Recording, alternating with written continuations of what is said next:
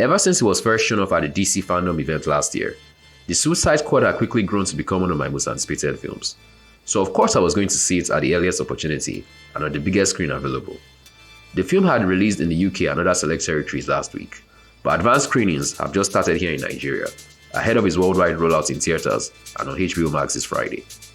And out of all the same-day movies we have gotten on the latter thus far, this is the one that demands to be seen at the cinema the strongest.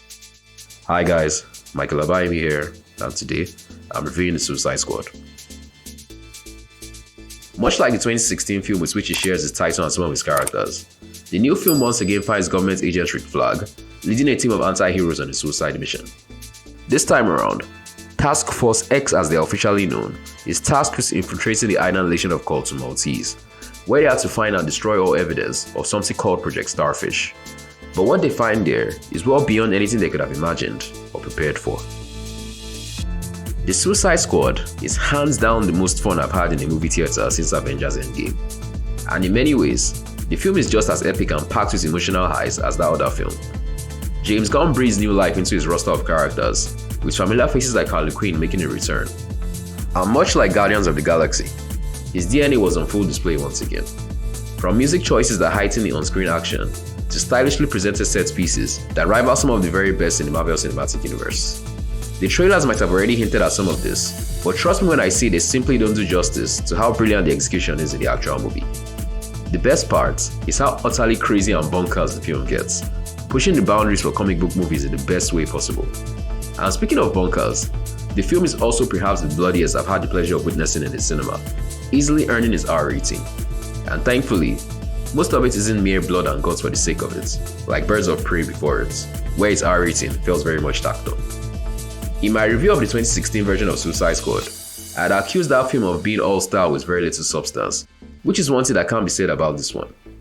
The new movie has an overall charm that was very much lacking in that other film, as well as way more heart than I had expected. I was especially surprised by how much I grew to care about his characters over the course of the film, with each one getting to shine with their unique abilities and fully fleshed out backstories. I am tempted to name Polka Dot Man as a highlight, but that would suggest that other characters like King Shark or Ratcatcher weren't as endearing, which was certainly not the case. I realize I have spent the bulk of this review gushing about the new Suicide Squad film, and a critic in me would at least like to point out one or two shortcomings. But the fan in me genuinely thinks this movie ticks all the boxes, and should serve as a prime example of how to adapt this type of movies going forward. This is not to say that the movie was flawless by any stretch of the imagination, but rather an illustration of how all the things it does right elevates it beyond any perceived shortcomings. The Suicide Squad is not only one of the best DCEU films to date, it is also one of the best comic book movies, period. It is leagues ahead of the 2016 David Ayer film that preceded it, and the more recent Birds of Prey, so much so that it's almost hard to imagine that all three movies exist within the same universe. James Gunn has delivered a take on the property that fires on all cylinders. I can't say enough good things about the film, so do yourself a favor and go see it for yourself. Just make sure it is on the biggest screen available. I'll give the film a 9 out of 10. We'll be checking out The Suicide Squad in theaters or on HBO Max. Let me know in the comment section down below. Don't forget to like this video if you enjoyed watching this review, and to subscribe to the channel notifications turned on if you'd like to see more reviews like this in the future. And until the next one, this is Michael signing off.